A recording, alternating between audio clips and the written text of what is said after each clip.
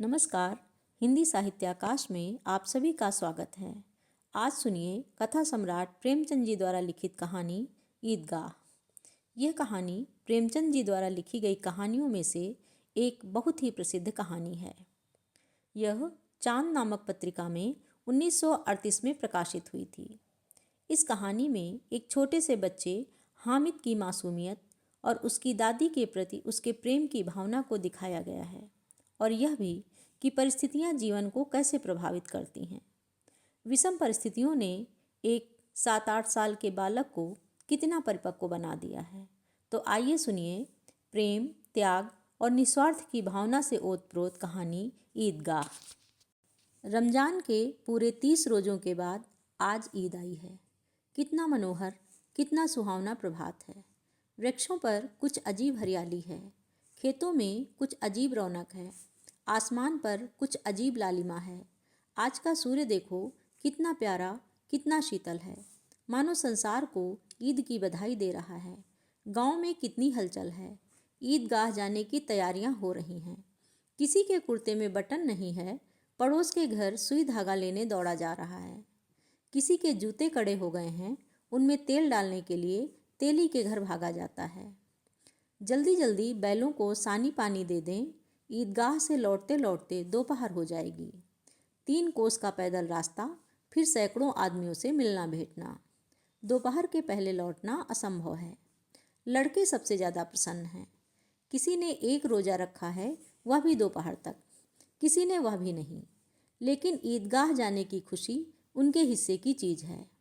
रोज़े बड़े बूढ़ों के लिए होंगे, इनके लिए तो ईद है। रोज़ ईद का नाम रटते थे, आज वह आ गई। अब जल्दी पड़ी है कि लोग ईदगाह क्यों नहीं चलते। इन्हें गृहस्थी की चिंताओं से क्या प्रयोजन। सेवैयों के लिए दूध और शक्कर घर में है या नहीं, इनकी बला से। ये तो सेवैयाँ खाएंगे। वह क्या जाने कि अब्बा जान क्यों बदहवास चौधरी कायम अली के घर दौड़े जा रहे हैं। उन्हें क्या खबर कि चौधरी आज आंखें बदल ले तो यह सारी ईद मुहर्रम हो जाए। उनकी अपनी जेबों में तो कुबेर का धन भरा पड़ा हुआ है। बार बार जेब से अपना खजाना निकाल कर गिनते हैं और खुश होकर फिर रख लेते हैं। महमूद गिनता है, 1, 2, 10, 12। उसके पास 12 पैसे हैं। मोहसिन के पास 1, 2, 3, 8, 9, 15 पैसे हैं। इन्हीं अनगिनती पैसों में अनगिनती चीज़ें लाएंगे, खिलौना, मिठाइयाँ, बिगुल, गेंद और न जाने क्या क्या। और सबसे ज़्यादा प्रसन्न है हामिद। वह 4-5 साल का गरीब सूरत दुबला पतला लड़का, जिसका बाप गत वर्ष हैजे की भेंट हो गया और माँ न जाने क्यों पीली होती होती एक दिन मर गई। किसी को पता न चला क्या बीमारी है। कहती भी तो कौन सुनने वाला था। दिल पर जो कुछ बीतती थी वह दिल में ही सहती थी, और जब न सहा गया तो संसार से विदा हो गई। अब हामिद अपनी बूढ़ी दादी अमीना की गोद में सोता है और उतना ही प्रसन्न है। उसके अब्बा जान रुपए कमाने गए हैं, बहुत सी थैलियाँ लेकर आएंगे।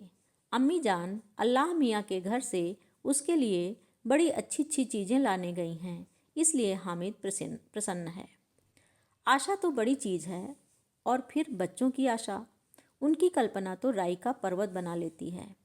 हामिद के पाँव में जूते नहीं हैं, सिर पर एक पुरानी धुरानी टोपी है जिसका गोट काला पड़ गया है, फिर भी वह प्रसन्न है।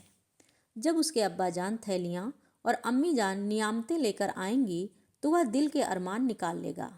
तब देखेगा महमूद, मोहसिन, नूरे और सम्मी कहाँ से उतने पैसे निकालेंगे। अभागिन अमीना अपनी कोठरी में बैठी रो रही है। आज ईद का दिन और उसके घर में दाना नहीं। आज आबिद होता तो क्या इसी तरह ईद आती और चली जाती। इस अंधकार और निराशा में वह डूबी जा रही थी। किसने बुलाया था इस निगोड़ी ईद को। इस घर में उसका काम नहीं है, लेकिन हामिद, उसे किसी के मरने जीने से क्या मतलब। उसके अंदर प्रकाश है, बाहर आशा। विपत्ति अपना सारा दल बल लेकर आए, हामिद की आनंद भरी चितवन उसका विध्वंस कर देगी। हामिद भीतर जाकर दादी से कहता है, तुम डरना नहीं अम्मा, मैं सबसे पहले आऊँगा, बिल्कुल ना डरना। अमीना का दिल कचोट रहा था। गांव के बच्चे अपने अपने बाप के साथ जा रहे हैं। हामिद का बाप अमीना के सिवा और कौन है? उसे कैसे अकेले मेले में जाने दे? उस भीड़ भाड़ में बच्चा कहीं खो जाए तो क्या हो? नहीं, अमीना उसे यूं ना जाने देगी। नन्ही सी जान, 3 कोस पैदल चलेगा कैसे? पैर में छाले पड़ जाएंगे, जूते भी तो नहीं हैं। वह थोड़ी थोड़ी दूर पर उसे गोद ले लेगी, लेकिन यहाँ सेवैयाँ कौन पकाएगा? पैसे होते तो लौटते लौटते सब सामग्री जमा करके चटपट बना लेती। यहाँ तो घंटों चीज़ें जमा करते लगेंगे, मांगे ही का तो भरोसा ठहरा। उस दिन फहीमन के कपड़े सिए थे, 8 आने पैसे मिले थे। उस अठन्नी को ईमान की तरह बचाती चली आती थी इसी ईद के लिए। लेकिन कल ग्वालन सिर पर सवार हो गई तो क्या करती? हामिद के लिए कुछ नहीं है तो 2 पैसे का दूध तो चाहिए ही। अब तो कुल 2 आने पैसे बच रहे हैं। 3 पैसे हामिद की जेब में, 5 अमीना के बटुए में। यही तो विसात है और ईद का त्यौहार। अल्लाह ही बेड़ा पार लगावे। धोबन और नाइन और मेहतरानी और चुड़िहारिन सभी तो आएंगी। सभी को सेवैयाँ चाहिए और थोड़ा किसी की आंखों को नहीं लगता। किस किस से मुँह चुराएगी? और मुँह क्या चुराए? साल भर का त्यौहार है। जिंदगी खैरियत से रहे, उनकी तकदीर भी तो उसी के साथ है। बच्चे को खुदा सलामत रखे, ये दिन भी कट जाएंगे। गांव से मेला चला और बच्चों के साथ हामिद भी जा रहा था। कभी सबके सब दौड़कर आगे निकल जाते, फिर किसी पेड़ के नीचे खड़े होकर साथ वालों का इंतजार करते। ये लोग क्यों इतना धीरे धीरे चल रहे हैं? हामिद के पैरों में तो जैसे पर लग गए हैं। वह कभी थक सकता है? शहर का दामन आ गया। सड़क के दोनों ओर अमीरों के बगीचे हैं। पक्की 4 दीवारी बनी हुई है। पेड़ों में आम और लीचियां लगी हुई हैं।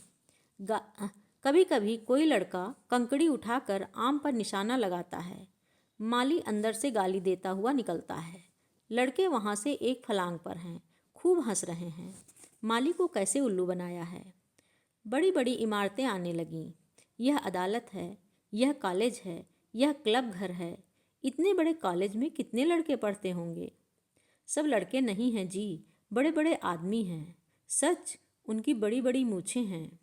इतने बड़े हो गए, अभी तक पढ़ने जाते हैं। न जाने कब तक पढ़ेंगे और क्या करेंगे इतना पढ़कर। हामिद के मदरसे में 2-3 बड़े बड़े लड़के हैं, बिल्कुल 3 कौड़ी के, रोज़ मार खाते हैं, काम से जी चुराने वाले। इस जगह भी उसी तरह के लोग होंगे और क्या। क्लब घर में जादू होता है। सुना है यहाँ मुर्दे की खोपड़ियाँ दौड़ती हैं और बड़े बड़े तमाशे होते हैं, पर किसी को अंदर नहीं जाने देते। और यहाँ शाम को सब साहब लोग खेलते हैं।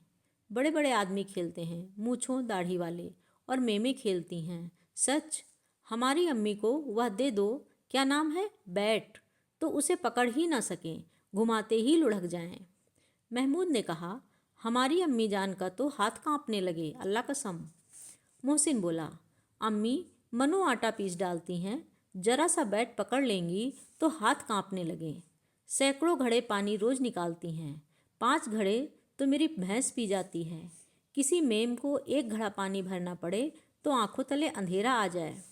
महमूद, लेकिन दौड़ती तो नहीं, उछल कूद तो नहीं सकती। मोहसिन, हाँ, उछल कूद नहीं सकती, लेकिन उस दिन मेरी गाय खुल गई थी और चौधरी के खेत में जा पड़ी थी, तो अम्मा इतनी तेज़ दौड़ी कि मैं उन्हें पा ना सका। सच। आगे चलें, हलवाइयों की दुकानें शुरू हुईं। आज खूब सजी हुई थीं। इतनी मिठाइयाँ कौन खाता है? देखो ना, एक एक दुकान पर मनो होंगी। सुना है रात को जिन्नात आकर खरीद ले जाते हैं। अब्बा कहते थे कि आधी रात को एक आदमी हर दुकान पर जाता है और जितना माल बचा होता है वह तुलवा लेता है और सचमुच के रुपए देता है, बिल्कुल ऐसे ही रुपए। हामिद को यकीन ना आया। ऐसे रुपए जिन्नात को कहाँ से मिल जाएंगे? मोहसिन ने कहा, जिन्नात को रुपए की क्या कमी, जिस खजाने में चाहें चले जाएं। लोहे के दरवाजे तक उन्हें रोक नहीं सकते जनाब। आप हैं किस फेर में। हीरे जवाहरात तक उनके पास रहते हैं। जिससे खुश हो जाएं उसे टोकरों जवाहरात दे दें, अभी यहीं बैठे बैठे। 5 मिनट में कहो कलकत्ता पहुंच जाएं। हामिद ने फिर पूछा, जिन्नात बहुत बड़े बड़े होते होंगे? मोहसिन, एक एक आसमान के बराबर होता है जी। जमीन पर खड़ा हो जाए तो उसका सिर आसमान से जा लगे, मगर चाहें तो एक लोटे में घुस जाएं। हामिद, लोग उन्हें कैसे खुश करते होंगे? कोई मुझे वह मंत्र बताते तो एक जिन्न को खुश कर लूं। मोहसिन, अब यह तो मैं नहीं जानता, लेकिन चौधरी साहब के काबू में बहुत से जिन्नात हैं। कोई चीज़ चोरी जाए, चौधरी साहब उसका पता लगा देंगे और चोर का नाम भी बता देंगे। जुमराती का बछवा उस दिन खो गया था। 3 दिन हैरान हुए, कहीं ना मिला। तब झक मारकर चौधरी के पास गए। चौधरी ने तुरंत बता दिया कि मवेशी खाने में है और वहीं मिला। जिन्नात आकर उन्हें सारे जहान की खबरें दे जाते हैं। अब उसकी समझ में आ गया कि चौधरी के पास क्यों इतना धन है और क्यों उनका इतना सम्मान है। आगे चलें, यह पुलिस लाइन है। यहीं सब कांस्टेबल कवायद करते हैं, रिटर्न 5 हो। रात को बेचारे घूम घूम कर पहरा देते हैं, नहीं चोरियां हो जाएं। मोहसिन ने प्रतिवाद किया, यह कांस्टेबल पहरा देते हैं? तभी तो तुम बहुत जानते हो। अजी हजरत, यही चोरी कराते हैं। शहर के जितने चोर डाकू हैं सब इनसे मिले रहते हैं। रात को ये लोग चोरों से तो कहते हैं चोरी करो, और आप दूसरे मोहल्ले में जाकर जागते रहो पुकारते हैं। जब ही इन लोगों के पास इतने रुपए आते हैं। मेरे मामू एक थाने में कांस्टेबल हैं, 20 रुपया महीना पाते हैं, लेकिन 50 रुपये घर भेजते हैं। अल्लाह कसम, मैंने एक बार पूछा था कि मामू आप इतने रुपए कहाँ से पाते हैं? हंसकर कहने लगे, बेटा अल्लाह देता है। फिर आप ही बोले, हम लोग चाहें तो एक दिन में लाखों मार लाएं। हम तो इतना ही लेते हैं जिसमें अपनी बदनामी न हो और नौकरी न चली जाए। हामिद ने पूछा, यह लोग चोरी करवाते हैं तो कोई इन्हें पकड़ता नहीं? मोहसिन उसकी नादानी पर दया दिखाकर बोला, अरे पागल, इन्हें कौन पकड़ेगा? पकड़ने वाला तो यह खुद है, लेकिन अल्लाह इन्हें सजा भी खूब देता है। हराम का माल हराम में जाता है। थोड़े ही दिन हुए, मामू के घर आग लग गई, सारी लेई पूंजी जल गई, एक बर्तन तक ना बचा। कई दिन पेड़ के नीचे सोए, अल्लाह कसम पेड़ के नीचे। फिर न जाने कहाँ से 100 कर्ज लाए तो बर्तन भाड़े आए। हामिद, 100 तो 50 से ज़्यादा होते हैं। कहाँ 50, कहाँ 100? 50 एक थैली भर होता है, 100 तो 2 थैलियों में भी ना आवे। अब बस्ती घनी होने लगी थी। ईदगाह जाने वालों की टोलियां नजर आने लगी थीं, एक से एक भड़कीले वस्त्र पहने हुए। कोई इक्के तागे पर सवार, कोई मोटर पर। सभी इत्र में बसे, सभी के दिलों में उमंग। ग्रामीणों का यह छोटा सा दल अपनी विपन्नता से बेखबर, संतोष और धैर्य में मगन चला जा रहा था। बच्चों के लिए नगर की सभी चीज़ें अनोखी थीं। जिस चीज़ की ओर ताकते ताकते ही रह जाते, और पीछे से बार बार हार्न की आवाज़ होने पर भी ना चेतते। हामिद तो मोटर के नीचे जाते जाते बचा। सहसा ईदगाह नजर आया। ऊपर इमली के घने वृक्षों की छाया, नीचे पक्का फर्श है जिस पर जाजिम बिछा हुआ है, और रोजेदारों की पंक्तियां एक के पीछे एक न जाने कहाँ तक चली गई हैं, पक्के जगत के नीचे तक, जहाँ जाजिम भी नहीं है। नए वाले आकर पीछे की कतार में खड़े हो जाते हैं। आगे जगह नहीं है। यहाँ कोई धन और पद नहीं देखता। इस्लाम की निगाह में सब बराबर हैं। इन ग्रामीणों ने भी वजू किया और पिछली पंक्ति में खड़े हो गए। कितना सुंदर संचालन है, कितनी सुंदर व्यवस्था। लाखों सिर एक साथ सिजदे में झुक जाते हैं और फिर सब के सब एक साथ खड़े हो जाते हैं, एक साथ झुकते हैं और एक साथ घुटनों के बल बैठ जाते हैं। कई बार यही क्रिया होती है, जैसे बिजली की लाखों बत्तियां एक साथ प्रदीप्त हों और एक साथ बुझ जाएं, और यही क्रम चलता रहे। कितना अपूर्व दृश्य था, जिसकी सामूहिक क्रियाएं, विस्तार और अनंतता हृदय को श्रद्धा, गर्व और आत्मानंद से भर देती थी। मानो भ्रातृत्व का एक सूत्र इन समस्त आत्माओं को एक लड़ी में पिरोए हुए है। नमाज खत्म हो गई है, लोग आपस में गले मिल रहे हैं। तब मिठाई और खिलौनों की दुकानों पर धावा होता है।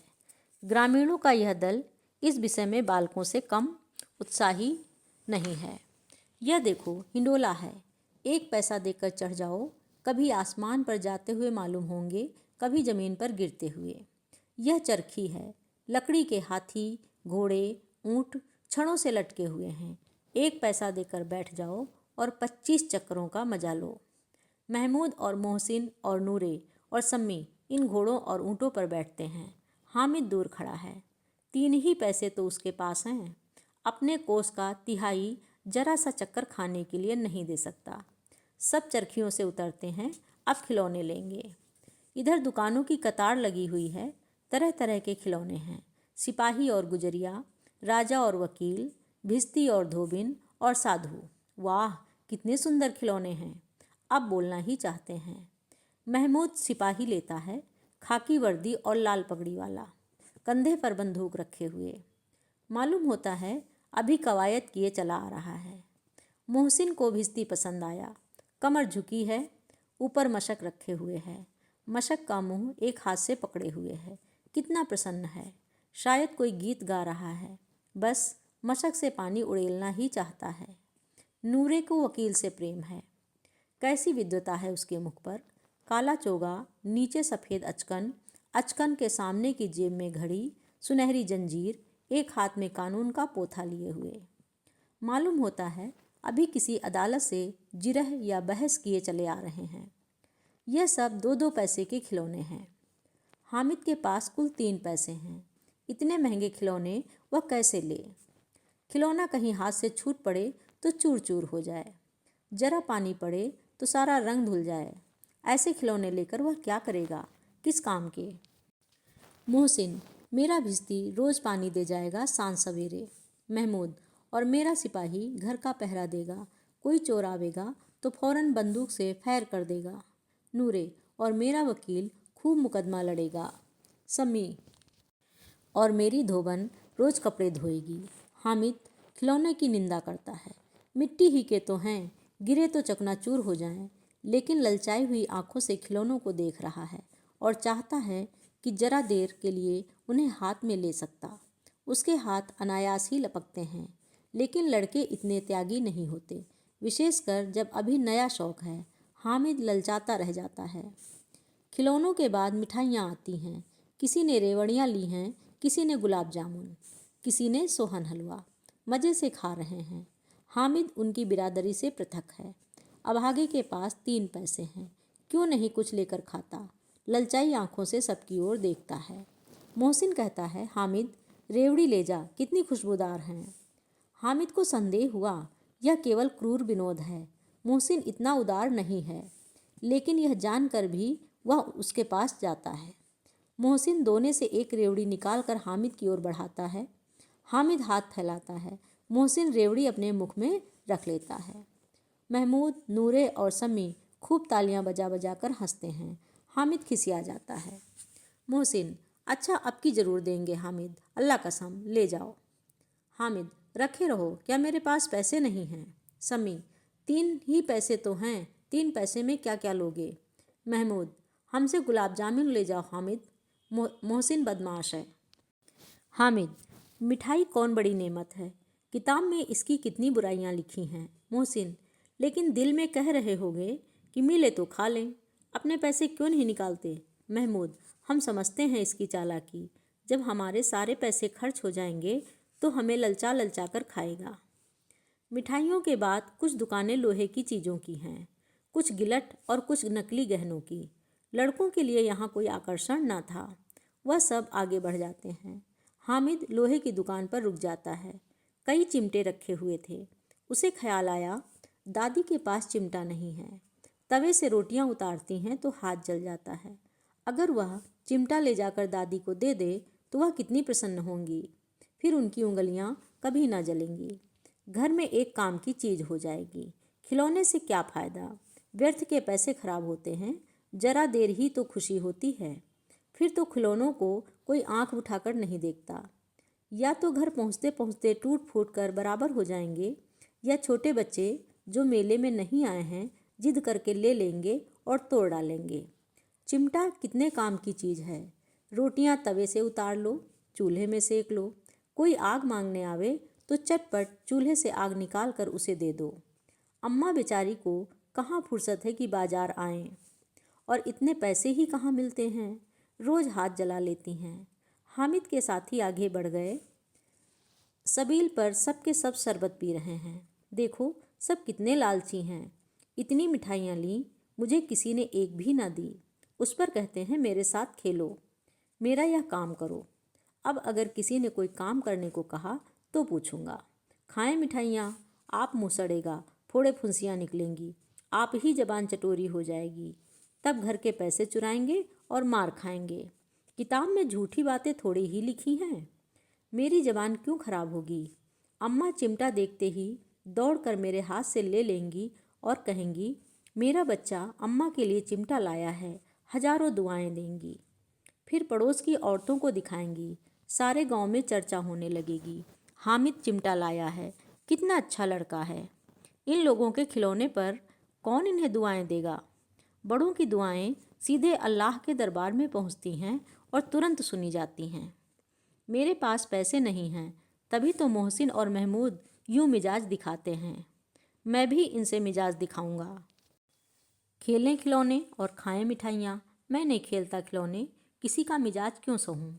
मैं गरीब सही, किसी से कुछ मांगने तो नहीं जाता। आखिर अब्बा जान कभी ना कभी आएंगे, अम्मी भी आएंगी ही। फिर इन लोगों से पूछूंगा कितने खिलौने लोगे। एक एक को टोकरियाँ खिलौने दूँ और दिखा दूँ कि दोस्तों के साथ इस तरह सलूक किया जाता है। यह नहीं कि एक पैसे की रेवड़ियाँ लीं तो चिढ़ा चिढ़ा कर खाने लगे। सबके सब खूब हंसेंगे कि हामिद ने चिमटा लिया है। हंसे मेरी बला से। उसने दुकानदार से पूछा यह चिमटा कितने का है। दुकानदार ने उसकी ओर देखा और कोई आदमी साथ न देखकर कहा यह तुम्हारे काम का नहीं है जी। बिकाऊ है। बिकाऊ क्यों नहीं है और यहाँ क्यों लाद लाए हैं। तो बताते क्यों नहीं कै पैसे का है। 6 पैसे लगेंगे। हामिद का दिल बैठ गया। ठीक ठीक 5 पैसे लगेंगे, लेना हो तो लो, नहीं चलते बनो। हामिद ने कलेजा मजबूत करके कहा 3 पैसे लोगे। यह कहता हुआ वह आगे बढ़ गया कि दुकानदार की घुड़कियाँ ना सुने। लेकिन दुकानदार ने घुड़कियाँ नहीं दी, बुलाकर चिमटा दे दिया। हामिद ने उसे इस तरह कंधे पर रखा मानो बंदूक है और सांस से अकड़ता हुआ संगियों के पास आया। जरा सुने सबके सब क्या आलोचनाएं करते हैं। मोहसिन ने हंसकर कहा यह चिमटा क्यों लाया पगले, इससे क्या करेगा। हामिद ने चिमटे को जमीन पर पटक कर कहा जरा अपना भिस्ती जमीन पर गिरा दो, सारी पसलियाँ चूर चूर हो जाएं बच्चा की। महमूद बोला तो यह चिमटा कोई खिलौना है। हामिद खिलौना क्यों नहीं, अभी कंधे पर रखा बंदूक हो गई, हाथ में लिया फकीरों का चिमटा हो गया। चाहूँ तो इससे मजीरे का काम ले सकता हूँ। एक चिमटा जमा दूँ तो तुम लोगों के सारे खिलौनों की जान निकल जाए। तुम्हारे खिलौने कितना ही जोर लगावें, वे मेरे चिमटे का बाल भी बांका नहीं कर सकते। मेरा बहादुर शेर है चिमटा। सम्मी ने खंजरी ली थी, प्रभावित होकर बोला मेरी खंजरी से बदलोगे, 2 आने की है। हामिद ने खंजरी की ओर उपेक्षा से देखा। मेरा चिमटा चाहे तो तुम्हारी खंजरी का पेट फाड़ डाले। बस एक चमड़े की झिल्ली लगा दी, ढप ढप बोलने लगी। जरा सा पानी लग जाए तो खत्म हो जाए। मेरा बहादुर चिमटा आग में, पानी में, तूफान में बराबर डटा खड़ा रहेगा। चिमटे ने सभी को मोहित कर लिया, लेकिन अब पैसे किसके पास धरे हैं। फिर मेले से दूर निकल आए हैं।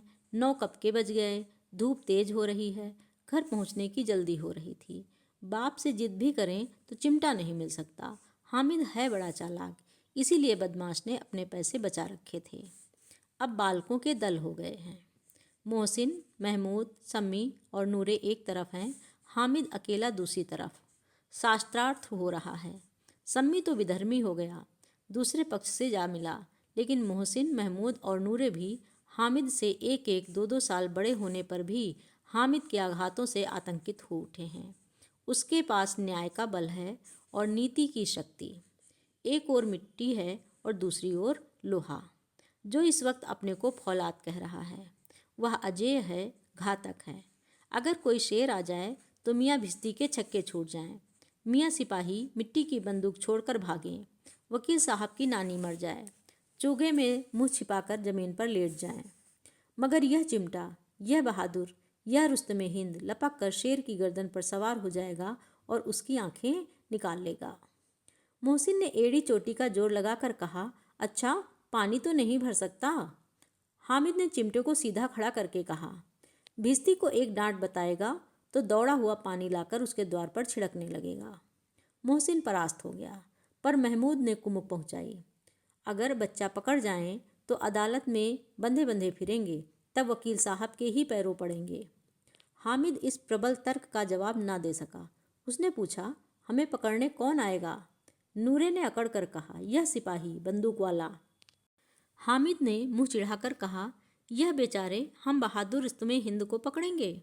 अच्छा लाओ, अभी जरा कुश्ती हो जाए, इसकी सूरत देखकर दूर से भागेंगे, पकड़ेंगे क्या बेचारे। मोहसिन को एक नई चोट सूझ गई। तुम्हारे चिमटे का मुंह रोज आग में जलेगा। उसने समझा था कि हामिद लाजवाब हो जाएगा, लेकिन यह बात ना हुई। हामिद ने तुरंत जवाब दिया, आग में बहादुर ही कूदते हैं जनाब। तुम्हारे यह वकील, सिपाही और भिस्ती लौंडियों की तरह घर में घुस जाएंगे। आग में कूदना वह काम है जो रुस्तमे हिंद ही कर सकता है। महमूद ने एक और जोर लगाया। वकील साहब कुर्सी मेज पर बैठेंगे, तुम्हारा चिमटा तो बावर्ची खाने में जमीन पर खड़ा रहेगा। इस तर्क ने सम्मी और नूरे को भी सजीव कर दिया। कितने ठिकाने की बात कही है पट्टे ने। चिमटा बावर्ची खाने में पड़े रहने के सिवा और क्या कर सकता है? हामिद को कोई फड़कता हुआ जवाब न सूझा तो उसने धांधली शुरू की। मेरा चिमटा बावर्ची खाने में नहीं रहेगा। वकील साहब कुर्सी पर बैठेंगे तो जाकर उन्हें जमीन पर पटक देगा और उनका कानून उनके पेट में डाल देगा। बात कुछ बनी नहीं, खासी गाली गलौज थी। कानून को पेट में डालने वाली बात छा गई। ऐसी छा गई कि तीनों शूरमा मुंह ताकते रह गए, मानो कोई धेलचा कनकौवा किसी गंडे वाले कनकौवे को काट गया हो। कानून मुंह से बाहर निकलने वाली चीज है, उसको पेट के अंदर डाल दिया जावे बेतुकी सी बात होने पर भी कुछ नयापन रखती है। हामिद ने मैदान मार लिया। उसका चिमटा रुस्तमे हिंद है। अब इसमें मोहसिन, महमूद, नूरे, सिम्मी किसी को भी आपत्ति नहीं हो सकती है। विजेता को हारने वालों से जो सत्कार मिलना स्वाभाविक है, वह हामिद को भी मिला। औरों ने 3-3, 4-4 आने खर्च किए, पर कोई काम की चीज़ ना ले सके। हामिद ने 3 पैसे में रंग जमा लिया। सच ही तो है, खिलौनों का क्या भरोसा, टूट फूट जाएंगे। हामिद का चिमटा बना रहेगा बरसों। संधि की शर्त तय होने लगी। मोहसिन ने कहा, जरा अपना चिमटा दो, हम भी देखें। तुम हमारा भिस्ती लेकर देखो। महमूद और नूरे ने भी अपने अपने खिलौने पेश किए। हामिद को इन शर्तों के मानने में कोई आपत्ति ना थी। चिमटा बारी बारी से सबके हाथ में गया और उनके खिलौने बारी बारी से हामिद के हाथ में आए। कितने खूबसूरत खिलौने हैं। हामिद ने हारने वालों के आंसू पूछे। मैं तुम्हें चिढ़ा रहा था, सच। यह लोहे का चिमटा भला इन खिलौनों की क्या बराबरी करेगा? मालूम होता है अब बोले। लेकिन मोहसिन की पार्टी को इस दिलासे से संतोष नहीं होता। चिमटे का सिक्का खूब बैठ गया है। चिपका हुआ टिकट अब पानी से नहीं छूट रहा है। मोहसिन, लेकिन इन खिलौनों के लिए कोई हमें दुआ तो न देगा? महमूद, दुआ के लिए फिरते हो, उल्टे मारना पड़े। अम्मा जरूर कहेंगी कि मेले में मिट्टी के खिलौने मिले तुम्हें। हामिद को स्वीकार करना पड़ा कि खिलौनों को देखकर किसी की माँ इतनी खुश ना होंगी जितनी दादी चिमटे को देखकर होंगी। 3 पैसों ही में तो उसे सब कुछ करना था और उन पैसों के इस उपयोग पर पछतावे की बिल्कुल ज़रूरत ना थी। फिर अब तो चिमटा रुस्तमे हिंद है और सभी खिलौनों का बादशाह। रास्ते में महमूद को भूख लगी। उसके बाप ने केले खाने को दिए। महमूद ने केवल हामिद को साझी बनाया। उसके अन्य मित्र मुंह ताकते रह गए। यह उस चिमटे का प्रसाद था। 11 बजे सारे गांव में हलचल मच गई। मेले वाले आ गए। मोहसिन की छोटी बहन ने दौड़कर भिस्ती उसके हाथ से छीन लिया और मारे खुशी के जो उछली तो मियाँ भिस्ती नीचे आ रहे और सुरलोक सिधारे। इस पर भाई बहन में मारपीट हुई। दोनों खूब रोए। उनकी अम्मा यह शोर सुनकर बिगड़ी और दोनों को ऊपर से 2-2 चांटे और लगाए। मियाँ नूरे के वकील का अंत उसके प्रतिष्ठानुकूल इससे ज़्यादा गौरवमय हुआ। वकील जमीन पर या ताक पर तो नहीं बैठ सकता, उसकी मर्यादा का विचार तो करना ही होगा। दीवार में 2 खूंटियाँ गाड़ी गईं। उन पर लकड़ी का पटरा रखा गया। पटरे पर कागज का कालीन बिछाया गया। वकील साहब राजा भोज की भांति सिंहासन पर विराजे। नूरे ने उन्हें पंखा झलना शुरू किया। अदालतों में खस की टट्टियाँ और बिजली के पंखे रहते हैं, क्या यहाँ मामूली पंखा भी ना हो? कानून की गर्मी दिमाग पर चढ़ जाएगी कि नहीं? बांस का पंखा आया और नूरे हवा करने लगे।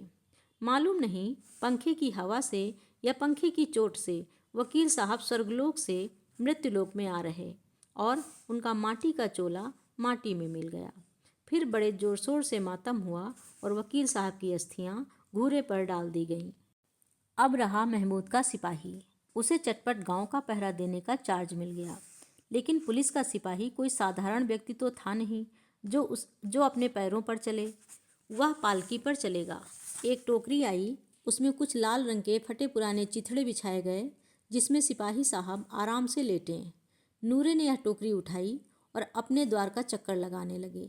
उनके दोनों छोटे भाई सिपाही की तरफ से छोने वाले जागते रहो पुकारते चलते हैं, मगर रात तो अंधेरी ही होनी चाहिए। महमूद को ठोकर लग जाती है, टोकरी उसके हाथ से छूटकर गिर पड़ती है और मियाँ सिपाही अपनी बंदूक लिए ज़मीन पर आ जाते हैं और उनकी एक टांग में विकार आ जाता है। महमूद को आज ज्ञात हुआ कि वह अच्छा डॉक्टर है। उसको ऐसा मरहम मिल गया है जिससे वह टूटी टांग का आनन फानन जोड़ सकते हैं। केवल गूलर का दूध चाहिए, गूलर का दूध आता है, टांग जोड़ दी जाती है। लेकिन सिपाही को ज्यों ही खड़ा किया जाता है, टांग जवाब दे जाती है। शल्य क्रिया असफल हुई। तब उसकी दूसरी टांग भी तोड़ दी जाती है। अब कम से कम एक जगह है, आराम से बैठ तो सकता है। एक टांग से तो न चल सकता था न बैठ सकता था। अब वह सिपाही सन्यासी हो गया है। अपनी जगह पर बैठा बैठा पहरा देता है। कभी कभी देवता भी बन जाता है। उसके सिर का झालरदार साफा खुरच दिया गया है। अब उसका जितना रूपांतर चाहो कर सकते हो। कभी कभी तो उसे बाट का काम भी लिया जाता है। अब मियाँ हामिद का हाल सुनिए। अमीना उसकी आवाज़ सुनते ही दौड़ी और उसे गोद में उठाकर प्यार करने लगी। सहसा उसके हाथ में चिमटा देखकर वह चौंकी। यह चिमटा कहाँ था? मैंने मोल लिया है। कै पैसे में? 3 पैसे दिए। अमीना ने छाती पीट ली। यह कैसा बेसमझ लड़का है कि दोपहर हुआ कुछ खाया ना पिया। लाया क्या? यह चिमटा। सारे मेले में तुझे और कोई चीज़ ना मिली जो यह लोहे का चिमटा उठा लाया? हामिद ने अपराधी भाव से कहा, तुम्हारी उंगलियां तवे से जल जाती थीं, इसलिए मैंने इसे ले लिया। बुढ़िया का क्रोध तुरंत स्नेह में बदल गया, और स्नेह भी वह नहीं जो प्रगल्भ होता है और अपनी सारी कसक शब्दों में बिखेर देता है। यह मूक स्नेह था, खूब ठोस, रस और स्वाद से भरा हुआ। बच्चे में कितना त्याग, कितना सद्भाव और कितना विवेक है। दूसरों को खिलौने लेते और मिठाई खाते देखकर इसका मन कितना ललचाया होगा। इतना जब्त इससे हुआ कैसे? वह भी इसे अपनी बुढ़िया दादी की याद बनी रही। अमीना का मन गदगद हो गया।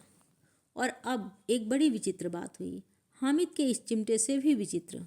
बच्चे हामिद ने बूढ़े हामिद का पार्ट खेला था। बुढ़िया अमीना बालिका अमीना बन गई। वह रोने लगी, दामन फैलाकर हामिद को दुआएं देती जाती थी और आंसू की बड़ी बड़ी बूंदें गिराती जाती थी। हामिद इसका रहस्य क्या समझता? अभी आप सुन रहे थे कहानी ईदगाह। आशा करती हूँ कहानी आपको ज़रूर अच्छी लगी होगी। धन्यवाद।